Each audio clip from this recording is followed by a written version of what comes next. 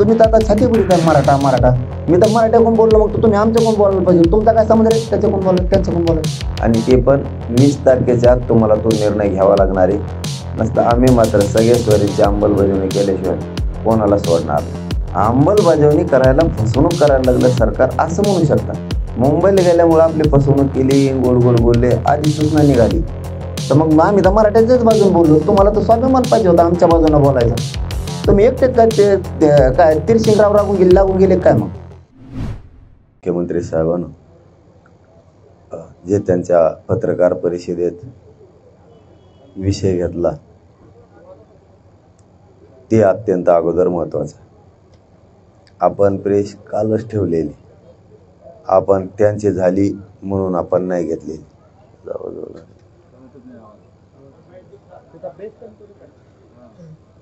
आवाज पण वाढवा त्याचा.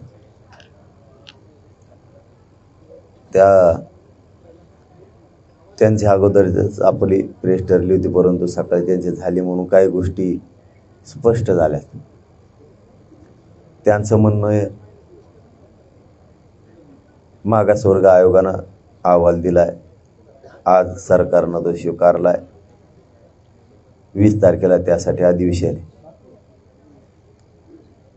आणि ज्यांच्या कुणबी नोंदी सापडल्यात त्यांना कुणबी प्रमाणपत्र दिले जाणार आहे. ज्यांच्या नोंदी सापडल्यात त्यांना कुणबी प्रमाणपत्र दिले जाणार आहे.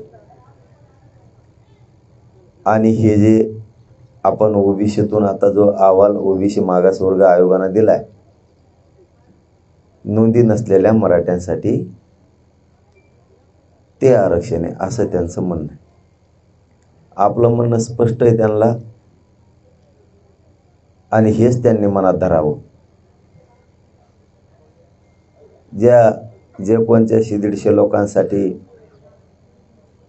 ते आरक्षण पाहिजे, एक दोघं म्हणतात पाहिजे म्हणून, ते आरक्षण कोर्टातलं मान्य न्यायालयातलं टिकावं म्हणून तो मागासवर्ग आयोगाचा अहवाल आलेला आहे. आणि ह्याच राज्यातले गोरगरीब मराठी लढले आणि त्यांच्यामुळंच तो अहवालही आलाय, मागासवर्ग आयोगही गठीत झालेला आहे. म्हणजे ज्यांना ते आरक्षण घ्यायचं आहे त्यांच्यासाठी सुद्धा हाच मराठा समाज लढला, हाच गोरगरीब. याला दुसरी बाजू अशी, ज्यांच्या कुणबी नोंदी सापडल्या आणि ज्यांच्या सापडल्या नाहीत त्यांच्यासाठी सगळ्या सोयऱ्यांचा कायदा आहे. अधिसूचनाही मुख्यमंत्री साहेबांना लक्षात ठेवावं आणि लक्षात घ्यावं सुद्धा. तुम्ही ते आरक्षण दिलं आणि इकडून कुणबीच्या नोंदी सापडल्यात हे दिलं, आणि तुमच्या मनात जर असं असेल की हे जे मागासवर्ग आयोगानं अहवाल दिलाय म्हणजे नोंदी नसलेल्या मराठ्यांसाठी हे आरक्षण, ते आम्हाला मान्य नाहीये. तीनही बाजूनं मराठ्यांचाच फायदा होईल या भूमिकेत आम्ही. ज्यांना ते घ्यायचं ते त्यांनी घ्यावं, परंतु ज्यांच्या कुणबी नोंदी सापडल्यात आणि ज्यांच्या सापडल्या नाहीत त्यांच्यासाठी सगळा सोयरा कायदा आहे, त्याची मुख्यमंत्री साहेबांना अंमलबजावणी करावीच लागणार आहे. त्याशिवाय आंदोलन थांबत नसतं. कारण मागासवर्ग आयोगाच्या बाबतचा जो अहवाल आला, गठीत मागासवर्ग आयोग झाला, तेही याच आंदोलनानं केलेला आहे. याच आंदोलनानं मराठ्यांच्या गोरगरिबांनी केले. गोरगरिबांनी भेद नाही केला. तुम्हाला नाही घ्यायचं कुणबी, तुम्ही त्याच्यातून घ्या, आणि मराठा त्यांसाठी लढला. ते नाही लढले दुसऱ्यांसाठी. आणि सत्य बघायचं ठरलं तर या राज्यातला सगळा मराठा हा कुणबीचे, सगळा मराठा. कुणबी म्हणजे शेतकरी, सगळा मराठा शेतकरी. हे कोण म्हणतात ना आम्ही नाही येत, हे यांचे पुरावे यांनी दाबून ठेवलेत दबावापोटी. या अधिकाऱ्याला सापडून देत नाहीत. आपण सगळे शेतकरी तर आपण सगळे मराठी, दोन्ही आपणच आहे. शेतकरी आपण आणि मराठा आपण. एक भूमिका मी स्पष्ट क्लिअर केली की कुणबी नोंदी सापडल्यात त्यांना तर द्यावंच लागणार आहे, परंतु तुम्ही मागासवर्ग आयोगाचा अहवाल घेताल आणि म्हणताल आता नोंदी नसलेल्या मराठ्यांसाठी हे आरक्षण, ते चालणार नाही. सगळ्या सोयऱ्यांची अंमलबजावणी तुम्हाला करावीच लागणार आहे, त्याशिवाय सुट्टी नाही. आणि विषय पांगू नका. आमची विनंती आहे, आणखीनही मराठ्यांना विश्वास आहे शिंदेसाहेब आणि फडणवीस साहेब मराठ्यांना आरक्षण देणार, ती विश्वास गमू देऊ नका. आणि ते पण 20 तारखेच्या आत तुम्हाला तो निर्णय घ्यावा लागणार आहे. नसता आम्ही मात्र सगळ्या सोयऱ्यांची अंमलबजावणी केल्याशिवाय कोणाला सोडणार नाही, याच्यावर आम्ही ठाम आहे. या तीनही बाजूनं मराठ्यांचाच फायदा होणार आहे, म्हणून याला आपण होकार दिलेला आहे. म्हणजे मागासवर्ग आयोगाच्या अहवालाला पण तीही गटीत करून द्या, ज्या मराठ्यांना घ्यायचं ते घेते. आणि सगळ्या सोयऱ्यांच्या माध्यमातून कुणबीचं आपण घेतोय म्हणजे काय, हे राज्यात आणि केंद्रात आरक्षण आहे. आता नको शोषण करायचं स्वतःच्या मराठ्यांच्या जातीचं जाम. होऊ द्या पोरं मोठ्या राज्यापासून केंद्रापर्यंत. आता हे राज्यापुरतं आहे, राज्य मागासवर्ग आयोगाचं. परंतु ज्यांना नको आहे ते घेतील, काय जोर जबरदस्ती नाही. तेही याच आंदोलनानं मिळून दिले समाजाला. आम्हाला 20 तारखेपर्यंत सगळ्या सोयऱ्यांची जी अधिसूचना काढली त्याचं 20 तारखेपर्यंत काही करू अंमलबजावणी करा. आंतरराष्ट्रीय राज्यातल्या सगळ्या केसेस मागे घ्या. हैदराबाद संस्थांचं गॅजेट तुम्ही ते स्वीकारा, ते लागू करा. शिंदे समितीला 1 वर्षाची मुदत तुम्ही आणखीन वाढवून द्या, की जी टप्प्याटप्प्यानं 3-3 महिन्याच्या टप्प्यानं तुम्ही केलं तरी चालतंय, जेणेकरून महाराष्ट्रभर आणखीन नोंदी सापडून गोरगरीब मराठ्यांचं कल्याण होणार आहे. कारण ही लढाई कष्टकरी मराठ्यांसाठी, गोरगरीब लेकरांच्या मराठ्यांचे लय हाल झालेले आहेत. यांच्यासाठी कोणी म्हणत नाही आहे मला हे नको ते नको. फक्त जे म्हणतायत ना, आम्ही आमके आहेत, मराठी आहेत आणि आम्ही कुणबी नाही आहेत. आम्ही मराठीच आहेत ना, तो मराठी ना, आम्ही कोण आहेत? आम्ही मराठीच आहेत. शेतकरी आम्हीच आहेत, मराठी आम्हीच आहेत. पण आता या असल्या थोतांडाच्या नावाखाली आता लेकरांची फसवणूक नको, लेकरं मोठे झाले पाहिजे. हे सरकारनं करणं अपेक्षित आहे. सरकारला एक करावंच लागेल. मी 20 तारखेपर्यंत उपोषण करत असतो. जर नाही केलं तिथून पुढं सरकारने सरकारचं धोरण बघायचं, मराठ्याचं धोरण बघणार आहेत. धन्यवाद. तुम्हाला काय विचारायचं?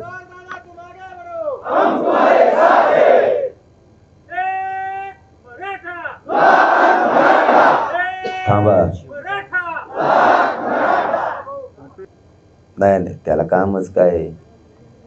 एखाद्याला एखादी गोष्ट मिळाली की त्याला कामच ते खोटं कसं केलं, काय केलं. अरे 4.5 लाख कर्मचारी कशाला म्हणतील? 4.5 लाख कर्मचारी कशाला म्हणतील? काम केलं त्यांनी म्हणून आवाज आला. आता त्याला ते नाव ठेवायचं सवय. आता जसं आम्ही आत्ता काय केलं, आता सांगितलं पण पाहिजे. आम्ही काय केलं आता आयडिया, याला मग छत्रपतीचे गणी मी खावे म्हणते. एखाद्या नदीला जर हमेशाच पाणी येत असलं, शेतकरी जर अडवणूक होत असली जायची, गावाकडे यायची किंवा शेताकडे जायची, तर पर्याय रस्ता माणसाकडे असला पाहिजे. मग मराठ्यांनी मागासवर्ग आयोगाच्या मार्फतही मराठ्यांना आरक्षण मिळाले, मराठ्यांना सगळ्या सोयऱ्याच्या माध्यमातूनही मिळाले आणि कुणबीच्या माध्यमातूनही मिळाले. म्हणजे 5ही बाजूनं होईल तर मराठ्यांच्याच लेकराचा फायदा होईल. हेही त्यांना सहन होत नाही. त्याला आम्ही काय करावं? नाही, म्हणूनच मी आता एक शब्द वापरला, कधी पर्यायी रस्ते माणसाकडे असले पाहिजेत, हुशारी असली पाहिजे, दूरदृष्टी ठेवता आली पाहिजे. म्हणून आपण सगळा सोयरा आणि समितीला पुन्हा वर्षभर काम करायचं यासाठी ठेवलेलं आहे. खरं कारण त्याचं ते सुद्धा आहे. उद्या जर वेगळा प्रवर्ग हे नेमकं 50% आत करणार आहेत का बाहेर, तर याचं उत्तर आहे 50% बाहेर. कारण वेगळा प्रवर्ग 13% मराठ्यांचा होऊ शकत नाही. 50% आत कसला पठ्ठ्या आणला तरी होऊ शकत नाही. मग हे बाहेरच जाणार आहे. ते पुन्हा जर तीच खेळ झाला, त्याची हिअरिंग कशात होती हे बी महत्त्वाचं आहे. पुढं चालून ओपन कोर्टात झाली तर मग नाही दागा फाटका होणार. परंतु मग मराठ्यांनी स्वतःचं वाटोळं करून घेण्यापेक्षा यांचं ऐकून की आम्हाला मराठा म्हणून पाहिजे, मराठा म्हणून पाहिजे, तरीही या आंदोलनातल्या गोरगरीब करोडो मराठी लढले आणि त्यांच्यासाठीही अधिकाराचं आरक्षण दिलेलं आहे. परंतु आपण शेतकरी आहेत आणि मराठी आहेत हे मात्र डोक्यात पक्क ठेवलं पाहिजे. मी 96 आणि 92 कवर आता तू हे करतो कशाला? सगळे 96 तिथं कोण कच्चं आहे, कोण कच्चे नाही आहे तिथं. मराठी कोणाचे सगळ्याचे मनगटात जोरच आहे. उगं काहीतरी सांगायचं. पिढ्याना पार लेकरांचे हाल झाले, आणखीन डोळ्यात एकटा हाल बघायचे ते असले ऐकून. तुम्हाला भरमसाठ आहे रे. तुम्हाला काय तुमचं पेटून दिलं तर 1.5 वर्ष जळत. आमच्या गोरगरिबांच्या कष्टकऱ्यांच्या लोकांचे लय हाल आहेत. हे राज्यापर्यंत केंद्रापर्यंत आरक्षण आहे. आरक्षण सगळ्या सोयऱ्यांची अंमलबजावणी मुख्यमंत्री साहेबाला करावीच लागणार. जर क्लिअर तुमची व्याख्या जर क्लिअर झाली तर या गव्हर्नर करून आरक्षण देण्याची गरज नव्हती असं साहजिकच साधा प्रश्न उपस्थित होतो. मग सगळे सोयऱ्यांवर गेल्या 15-20 दिवसांपासून तुम्ही प्रेशर टेस्ट सांगताय, कुठं अडचण येते आहे का? हा सगळे सोयऱ्यांचा मुद्दा सरकार बाजूला सारून कुणबी नोंदी असणाऱ्यांना आणि नसणाऱ्यांना वेगळा प्रवर्गातून आरक्षण देण्याचं ठरवलेलं आहे. नाही, ते आज वाटायला इथून मागं नाही. ते आज बोलताना शब्द गेला त्यांच्याकडून की नोंदी नसलेल्या मराठ्यांसाठी हे आरक्षण. इथून मागं ती आमच्या नजरेत नव्हतं. जे कोण 5-25 जण येतं यांना मराठा म्हणून घ्यायचं होतं. म्हणलं जाऊन ते 5-25 जणांसाठी काय होतं, एखादी बार राय तुला कवर काय राहायचं ती, तुला वाटलं एखादी बार रातची ती उडलं तर ये आमचं घ्यायला, परत देतो आम्ही तुला, अडचण नाही. हे ते आज थोडंसं क्लिअर झाल्यासारखं वाटतंय. परंतु मराठा समाजाला पण माझी एक विनंती आहे थोडक्यात, कारण ही पत्रकार परिषद का भाषण नाही आहे सारखं करायला.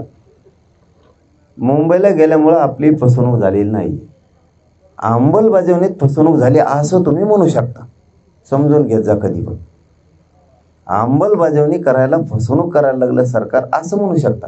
मुंबईला गेल्यामुळं आपली फसवणूक केली, गोड गोड बोलले, आधी सूचना निघाली, कळतंय ना, आधी सूचना निघाली सगळ्या सोयऱ्यांची. 2012-2001च्या कायद्यात दुरुस्ती होणार आहे हे समजून घ्या. आपल्या सगळ्या मुलींना मोफत शिक्षण, 1 रुपया बी फी लागणार नाही, कायदा घेऊन आलो आपण, निर्णय घेऊन आलेला. त्याच्यात अशा 5-7 गोष्टी करून आलेले. उगा असं कोणी काय म्हणलं म्हणून मुंबईला आपल्याला गोड बोलून माघारी पाठवलं नसलं. गोड बोलण्यातले आपण इतक्या कच्च्या तालमीतले नाही आहेत, जरा समजून घ्या.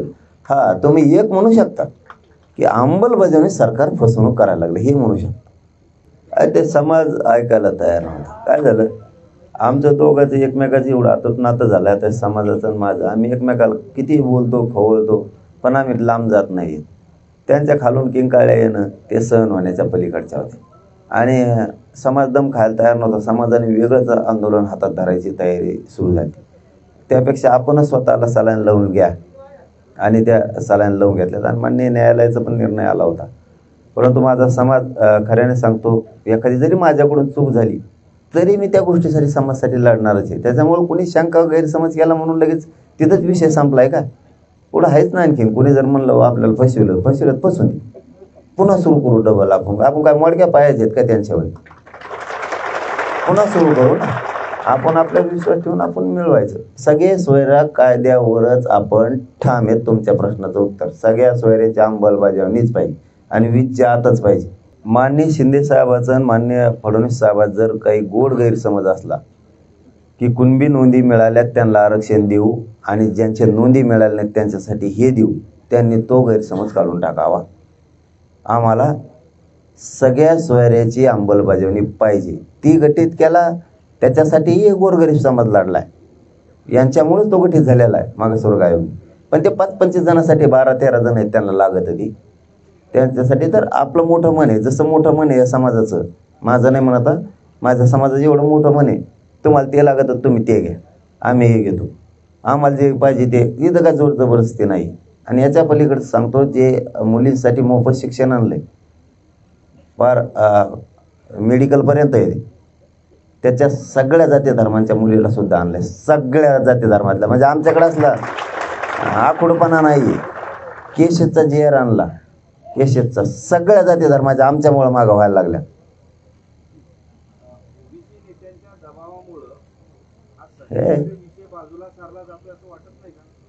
मग ते बाजूला जाते, त्याला काय करावं मग? आणि तेव तर ज्या पक्षात आहे ना, तेव त्याच्या पक्षातल्या लोकांचे त्याच्यामुळे सुद्धा हाल होणार आहेत विनाकारण. कारण मराठ्याने सगळा आता स्टँडच बदलेला आहे परवापासून. मला सलाईनच घ्यावं लागली भाऊ, मी शपथ सांगतो. एवढा जीव झाला ना त्यांना, काही नको आहे आता, माणसं पाहिजेत फक्त एकमेकाची. आणि पुढं काय करायचं ते आता, म्हणजे ते आता समजून घ्यावं त्यांनी. त्यांना असं मराठा म्हणजे काय हे जर त्यांना थोडंफार माहीत असेल तर त्यांनी बदल करावा. मागासवर्ग आयोगाने आज त्याचा अहवाल दिला. त्या स्थितीमध्ये 2 उपमुख्यमंत्री, मुख्यमंत्री असणं गरजेचं होतं. पण आज तसं दिसलं नाही. मुख्यमंत्री आणि त्यांच्यासोबत उपमुख्यमंत्री फडणवीस दिसले, दुसरे मात्र दिसले नाही. त्यांच्यातला आपल्याला नाही मसाळा कळत. रेल्वे लागली नसेल त्यांना या जाय काय तुमचा राग वगैरे आहे का? मग राग धरून मग काय करणार आहे ती? आणि धरला नाही आलं मला काय करायचं त्याला? काय मग इकडं मग चालली बेजरी उपोषण धरू त्याला काय आला नाही आला काय तेवढंच नाही की तुम्ही सातत्यानं म्हणता ना की मंत्री भुजबळ हे दबाव टाकतायत त्यांच्या पार्टीवर, असं काहीतरी राजकीय हेतू असू शकतो मराठ्यांनी मुख्यमंत्र्यात प्रत्यक्ष पाठिंबा न देणं वगैरे काही असू शकतं असं तुम्हाला वाटतं का? त्या पार्टीत राहणार त्या पार्टीची झबरीन बेजरी होणार. पाटील, मुख्यमंत्र्यांनी एक महत्त्वाचं स्टेटमेंट असं केलं की सरकार सुरुवातीपासून आंदोलनासाठी पॉझिटिव्ह होतं, सकारात्मक होतं, म्हणून जयंत पाटलांनी आंदोलन का केलं? कोणचं हे काय आता कळालं असेल ना त्यांना. याचा उद्देश काय? कारण सरकार सकारात्मक होतं असं ते म्हणतात. आम्ही पण म्हणतो सकारात्मक नाही, आम्ही म्हणतो तो सकारात्मकच आहे. शिंदे साहेब असतील, फडणवीस साहेब 100% देतील. आणखी 20 तारखेपर्यंत आम्हाला त्यांच्यावर विश्वास ठेवूनच आहे. पण तुम्ही 15ची भूमिका 20 वर गेली अधिवेशनाची. तुमचा सगळ्या सोयऱ्यांचा अंदाज दिसाना अंमलबजावणीचा. मला एक कळत नाही, मराठी याच्यामुळे चिडलेत खरे. तुम्ही अधिसूचना काढली ना, मग तुम्ही काढतात आणि देत कमवून नाही. शिंदे साहेबाला सरळ सांगतो मी, फडणवीस साहेबाला, शिंदे साहेबाला, आणि हे त्यांच्यासाठी लय महत्वाचं आहे. तुम्ही देऊन तुमच्यावर नाराजी व्हायला लागली, मग जरा कारण शोधा. असं कसं काय असेल? दिल्यावर कसं काय नाराजी होऊ शकते? दिल्यावर तर लोकांनी डोक्यावर घेतलं पाहिजे. मग देऊन नाराजी कसं काय होती? तर त्याचं कारण असं आहे, तुम्ही काय करताय, अधिसूचना काढताय किंवा शासन निर्णय घेताय, त्याची अंमलबजावणीच करीत नाहीत. त्यामुळे लोकांना वाटतं नेमकं दिलं काय तुम्ही. आता तुम्ही अधिसूचना काढली ना, फडणवीस साहेबांनी आणि शिंदे साहेबांनी बिनधास्तपणे त्याची अंमलबजावणी केली पाहिजे. बिनधास्तपणे तुम्ही नाही केली आणि तुम्ही हे दोन्ही आरक्षण दिले आता, मागासवर्ग आयोगाच्या माध्यमातून बी आणि कुणबीचं पण, तरी तुमच्यावर प्रचंड रोषच मराठ्यांचा राहणार आहे. कारण तुम्हाला आम्हाला जे मराठ्यांना खरं पाहिजे ते नाही. कारण आम्ही शेतकरी आहेत. कुणबी शब्द अजून आहे बाबा, अडाणी लोकांचा शब्द होता. कुणबी म्हणजे शेतकरी, आणि शेती करायला काय लाजायचं आणि तुम्हाला शेतीला सगळ्यांची जमीन विकून टाका चंद्रावर राहायला जा. त्याला काय लाजायचं? पाटील, नारायण राणे बोलतात की खरे मराठ्यांची ताकद कळेल.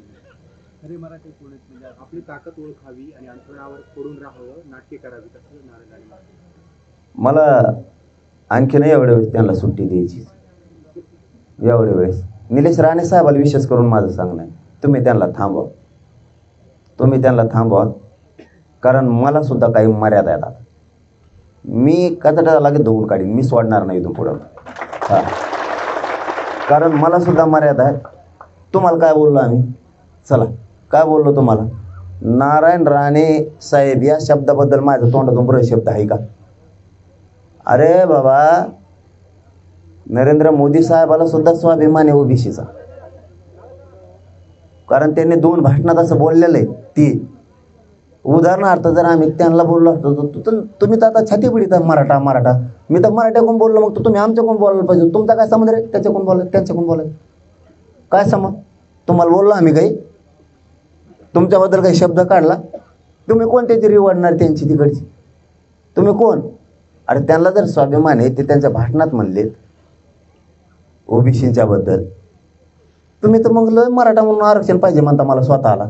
तर मग आम्ही तर मराठ्याच्याच बाजून बोललो. तुम्हाला तर स्वाभिमान पाहिजे होता आमच्या बाजूने बोलायचा. तुम्ही एकटेच काय ते काय तिरशिंगराव लागून गेले काय? मग तुम्ही काही मर्यादा येता. मी तुमच्याबद्दल काही तुम्हाला मानतोय म्हणून मी बोललेलो नाही. आणि इथून पुढं माझी शेवटची विनंती आता निलेश राणे साहेबाला, त्यांना नीट समजून सांगा, दुसऱ्या बारीने मी सोडित नसतो.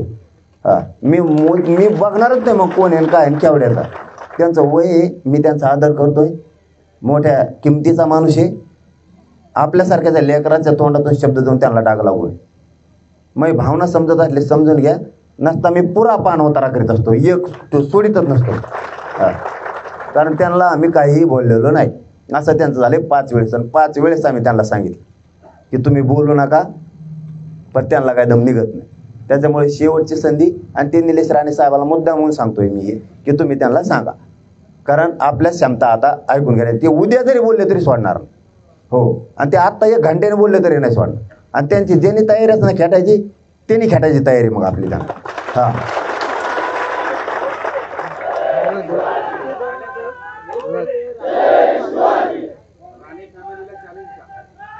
ते जर मला म्हणत असले मराठ्यांचे काय ताकद आहे, मला चॅलेंज देत असले ना, ते जर मला चॅलेंज देत असले ना, तर मग मी बी लय नमुना आहे. ते जवळपास त्यांना बऱ्याच जणांना माहिती आहे. मग हां, त्यांना बी माहिती आहे मग मी काय ते, मी बी मराठाचे ना. मग पण आपल्यात आपल्याला अपमान नाही करायचा म्हणून मी आता बहुत गप्प बसलेलो होतो.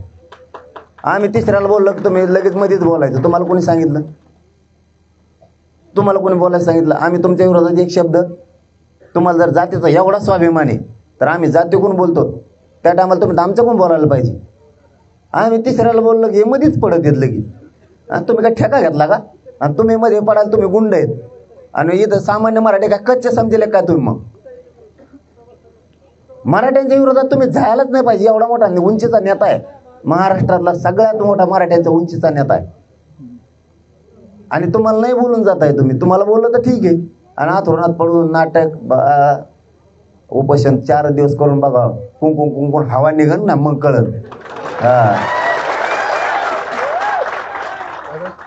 देवेंद्र फडणवीस असं म्हणाले की आरक्षण दिलं किंवा नाही दिलं म्हणून कुठे सरकार कोसळले नाही.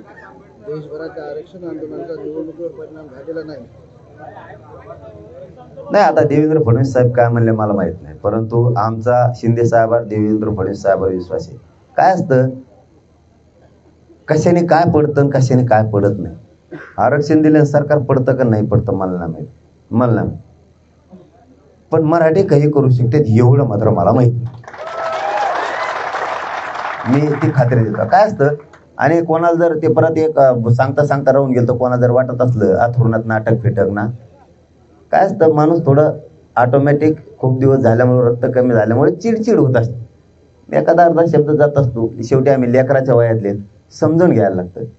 एवढा मोठा परत माणूस आणि बस तर त्याच्यावर लिहित थोडं पिपाने वाजणार आहे तुम्ही. महाराष्ट्र गेल्या 2 दिवसांपासून बंद आहे. राज्यात वेगवेगळ्या ठिकाणी रस्ता रोको आणि आंदोलन आता तीव्र स्वरूपाने एसटी पण बंद आहे. हिंगोलीमध्ये बसही झाली, एसट्या पण बंद आहे झाले. सगळ्या सोयऱ्यांची अंमलबजावणी करावी. गोड गैरसमजात शिंदे साहेबांना आणि फडणवीस साहेबांना राहू नये, ही माझी एक प्रामाणिक आणि संयमपणाने मी आंदोलन करतो म्हणून त्यांना सांगतो. तुम्हाला सगळ्या सोयऱ्यांची अंमलबजावणी करावीच लागणार आहे. तुम्ही अधिसूचना काढलेली आणि तुम्ही वेळ बी घालू नका तिच्यात. करू 15 दिवसांनी, करू 13 दिवसांनी. हरकतीबाबतचा काय विचार करायचा हे पूर्ण अधिकार राज्य सरकारला. हरकतीबाबत किती मनावर घ्यायचे आणि किती नाही घ्यायचे, त्यामुळं त्या सगळ्या सोयऱ्यात नुसता मराठ्याचा फायदा नाही, महाराष्ट्रातल्या सगळ्या ओबीसींचा सुद्धा फायदा आहे सगळ्या. म्हणून त्यांना ती अंमलबजावणी करावं लागणार आहे. ते जर म्हणले आता आम्ही दिलं, आम्ही शपथ वाहिली होती छत्रपतींची ती पूर्ण केली आणि आरक्षण दिलं, तुम्हाला सगळ्या सोयऱ्यांची अधिसूचना काढली, त्याची अंमलबजावणी करावी लागणार आहे. नसता विनाकारण हे रोष राहणार आहे आणि आंदोलन सुरूच राहणार.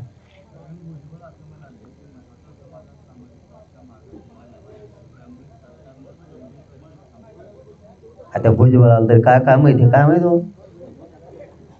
मराठा समाज मागास नाही. तू ऐक एकटा, मग तू एकटा मागाशी तेवढा, ते मग परत काहीतरी म्हणलं वाटतं श्रेय घ्यायसाठी चाललंय. आम्ही आमचं बघतो ना, घेऊन दे श्रेय कोणी बी आमच्यात. जे आत्ता मागासवर्ग आयोग गठीत झाला, मागासवर्ग आयोगानं अहवाल दिला, ते आम्ही आमचं बघू कोणी श्रेय घ्यायचं. घेते ना, गोरगरीब मराठी लढलेत बिचारे 5 महिने झाले, घेऊन द्या ना, काय फरक पडला, तुला काय करायचं, तू घेतो का, तुला काय करायचं. आम्ही कोणाचं श्रेय घेऊन येतं काही करू, नाही तर आमचा कोणी घेईन एखादं त्याला घ्यायचं असलं तर ते म्हणून मायामुळे झालं. बरं, तो यामुळे झालं, काय करतो मग आता, तुला गोरगरिबाला नाही मिळून द्यायचं हे श्रेय, रक्त यांनी जाळलंय. म्हणून मागासवर्ग आयोग झाला, गठीत झाला आणि तो अहवाल आला. आणि त्या ज्या 20-25 मराठ्यांना पाहिजे त्यांच्यासाठी हेच आरक्षण देऊ लागले ते बिचारी. घेऊन त्याने यांना श्रेय काय, हमेशा तुम्हीच घेतले सगळ्या दुनियात, तुम्ही घेतलं श्रेय. पण तुमचं पाय गुण असा आहे की ते 6 महिन्यात पुढे टिकत नसायचं. या पठ्याने तरी आयुष्याचं कल्याणच केलंय आता. राज्यासाठी दिलं, केंद्रासाठी दिलं मराठ्याला आरक्षण, पण आणखीन एक फुटली नाही. मला वाटलं होतं तेवढंच सांगतो, परत तुम्हाला विचारायचं देतो. टेम्पो आंदोलनाचा कमी होईल काय, आता टेम्पो कमी होईल. लय दिवस झाले आंदोलन बंद पडत असतं, अरे वाढतच चाललंय ना. एक आरोळी इकडे ठुकली, एक तिकडे ठुकली. रातची झोप येऊन देत नाही, कोणाला काय म्हणते त्याचा मिळ नाही. मी टच पण जागा होतो, मला वाटतं 2-4 कोण भलो गच भरत आहे, कमी नव्हती. हे एखाद्याची जिरिल्याशिवाय आता गप्पच बसत नाही दादा.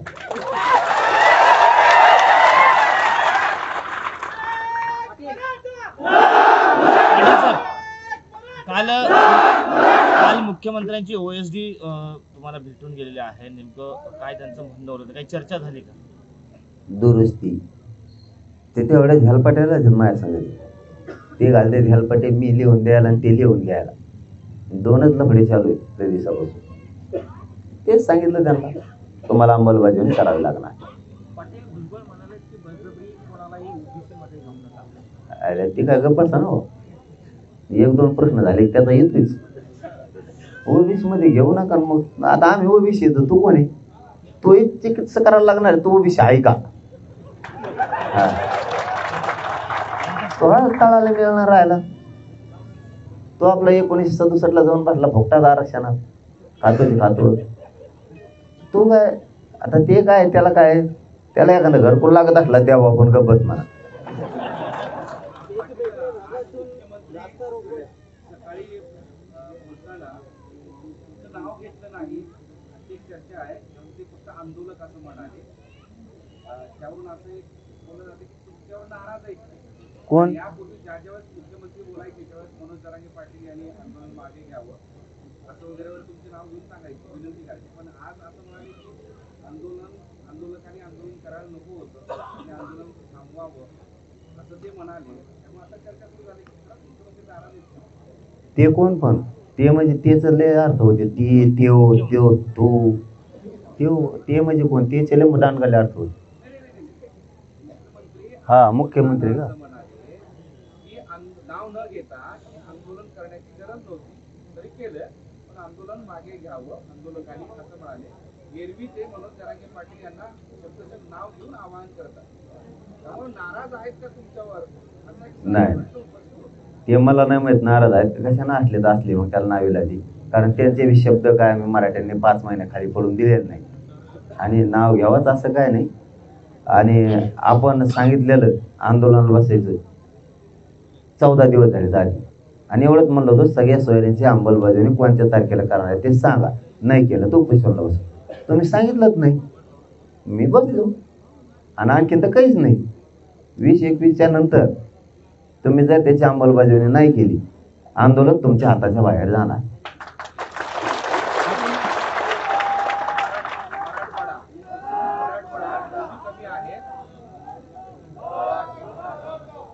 मराठवाड्यामध्ये नोंदी कमी आहे, त्यामुळं हैदराबाद आणि मुंबईच्या गॅजेटचा वापर करून कुणबीमध्ये जसं नोंदी असणारे आरक्षण दिलं आहे तसं द्या तुमचं म्हणणं होतं. पण आता 3 मुद्दे समोर आले, एक तर कुणबी असणारे, कुणबी नोंदी नसणारे, आणि मग दुसरा जो पर्याय तुम्ही सगळे सोयऱ्यांचा मधला हा पर्याय अजून चर्चेला येतच नाही असं वाटतंय. नाही मधला चर्चेसाठीच हे आंदोलन आहे मराठ्याचं करोड. या बेसवर सुद्धा आरक्षण द्यावं काय द्यावं सगळ्या सोयऱ्यांचं दादा त्यांना द्यावंच लागणार आंदोलन. त्याच्यासाठी द्यावं, गॅजेटचा घ्यायला लागणार, सगळ्या सोयऱ्यांचंही त्यांना घ्यावं लागणार आहे. जाटांचं भाटांचं जे ठरलेलं आहे ते सगळंच घ्यावं लागणार आहे. पण सगळ्या सोयऱ्या आमच्यासाठी आत्ता आमच्या पुढचा प्रश्न आहे त्याची अंमलबजावणी करून घेणे. कारण ECBCचं काय होऊ शकतं, म्हणजे आता जो मागासवर्ग आयोगाने एक अंदाज आहे तसं होणारच नाही, खात्रीनं सांगतो. जर ओपन कोर्टात हिअरिंग गेली तर, पण ते काय होऊ शकतं, पोरांना ॲडमिशन घ्यायचं ना. आता जे पोर आहेत हाल चालू आहेत का ECBCचे आणि ESBCचे, कुणी महावितरणमध्ये, कुणी म्हणतो मला हे आरक्षण गेलं उडून पोरं गेले घरी, PSI लटकाला, शिक्षक लटकाला, तलाठीला टाकला, महावितरणवालेला टाकली, असं होऊ शकतं. म्हणून पक्क घ्यायचं ना काय, तर आपलं हे पक्क आहे, मराठ्यांनी हे ओबीसीतलं आरक्षण घ्यायचं. याच्यासाठी सगळ्या सोयऱ्यांचा कायदा पारित करायसाठी आपण ताकद लावायची. ते टिकलं तर घेऊ, नाही टिकलं तर आपण पर्यायी रस्ता निवडलेलाच आहे. पर्यायी रस्ता जीवनात जीवन जगताना पाहिजे म्हणजे पाहिजे. मग तुमचा वैयक्तिक संसार तुम्ही करताना सुद्धा पाहिजे.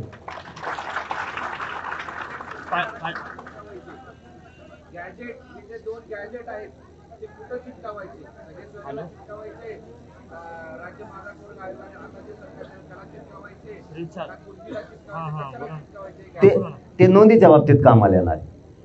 नोंदीच्या बाबतीत जर माननीय शिंदे साहेबाच्या समितीनं त्याला स्वीकारून लागू केलं तर त्या नोंदीच्या बाबत त्याच्यात नोंदी मराठवाड्याच्या भरपूर आहेत.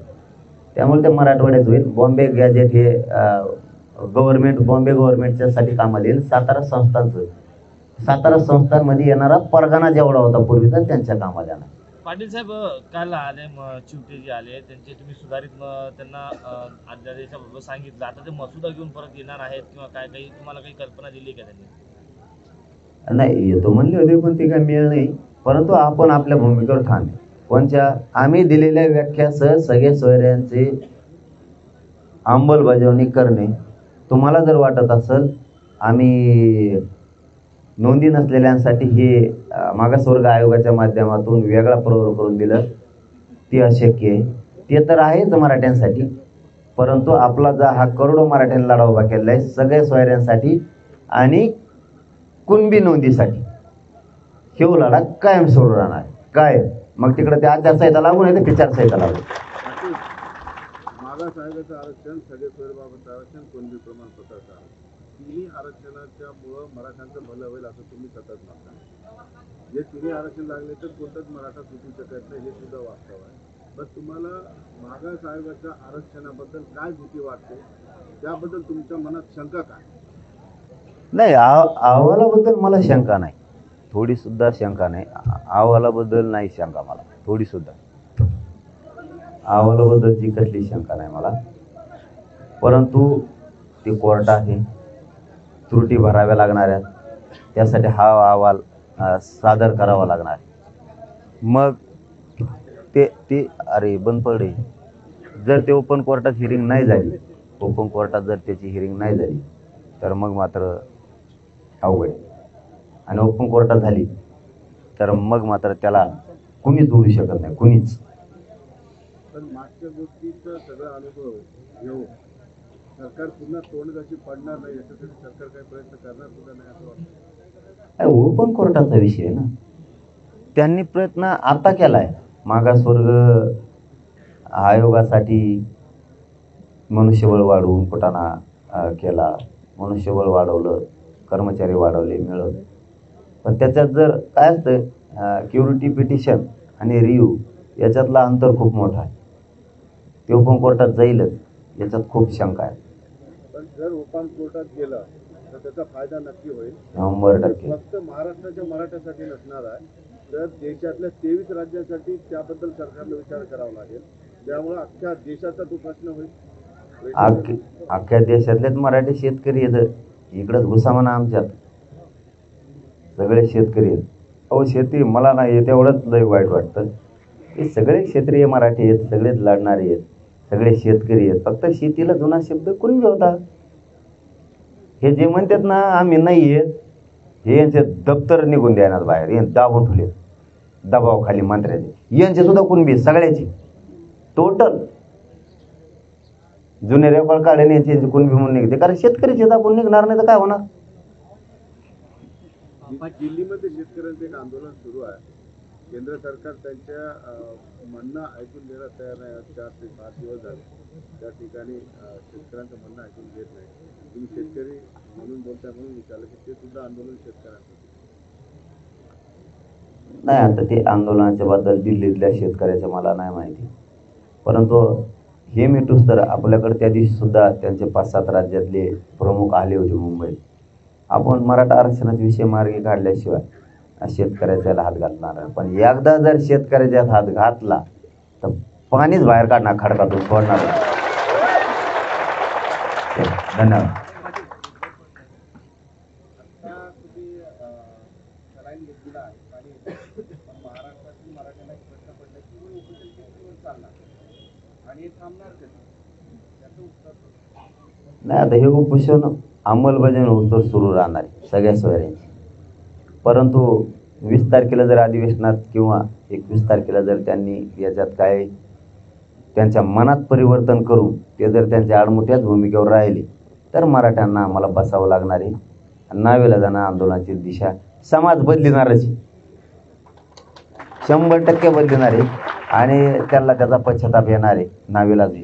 मी तरी सांगू किती दिवस गप्प बसा सांगतोय. आंदोलन शांततेत त्याची नाही काळजी, पण खूप फसगत होणार मग भयानक. पाटील आज आंदोलन आपण जर बघितलं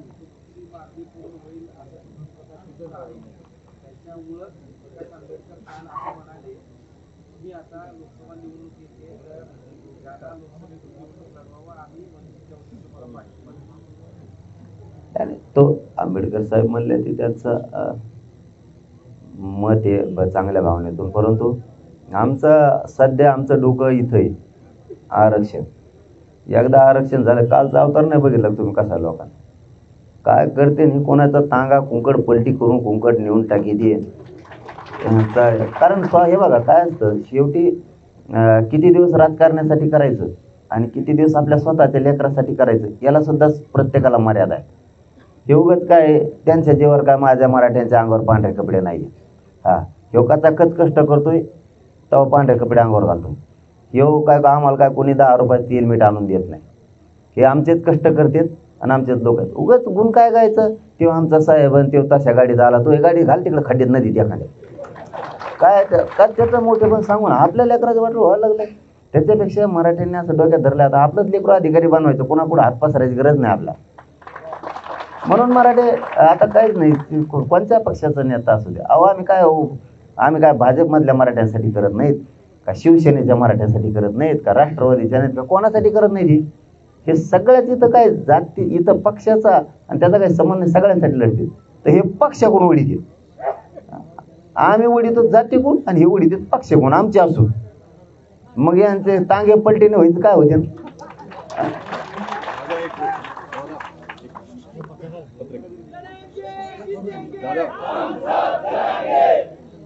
तुम्हाला चला थांबवायचं काय की तुम्हाला मुदत देत इथपर्यंत आणलेलं आहे, पण तुमची मुदत आधीपर्यंत होती. सरकार इथे का तुम्हाला वेळ देत आहे? त्यांच्या तांत्रिक अडचणीमुळे की हा मुद्दा डायव्हर्ट करायचा आहे? आता ते 20 तारखेला क्लिअर होईल, आता नाही त्याच्यावर ते बोलता येणार आपल्याला. महाराष्ट्रभर रस्ता रोको केले जात आहे, वेगवेगळ्या पद्धतीने आंदोलनं केली जातात. त्या आंदोलकांच्या विषयात तुम्हाला काय आता काय राज्यात रास्ता रोको आहेत किंवा काय आंदोलन आहेत, मला हे रात्री 3 वाजल्यापासून समजायला लागलं. काय उपोषण सुरू असताना माणसाला जाणून घेतलं पाहिजे. कधी पण चिडचिड होती आणि काय कळत नसतं, एकदम माणूस ही होऊन गेलेला असतो. त्यामुळं काय होत होतं राज्यात मला काय माहीत नव्हतं. फक्त माझा मायबाप इथं येऊन आरडायचा हे करायचा, मग ते मला कुठंतरी असं वाटलं की चला आपल्याला दोघं आपण एकमेकाला आता सध्या गरजेचे. समाज मला पाहिजे, मी समाजाला पाहिजे, त्याच्याशिवाय आमचं कल्याण होत नाही. म्हणून आपण ते सोडलं. परंतु पुढं रास्ता रोको राज्यात काय असतील फक्त शांततेत करा एवढंच म्हणणं आहे. उद्रेक जाळपोळ करू नका, आता दुसऱ्याला संधी देऊ नका. कारण गनिमे कावे सुद्धा शिका. काय होतंय रथचे कोणीतरी आंदोलन करून जाते, आपण करतो दिवसभर आणि रथचे कोणीतरी आंदोलन करून जातं आणि ते येतं आपल्यावर. त्याच्यामुळं आपण थोडं फक्त हुशारीने करा एवढंच. चल धन्यवाद.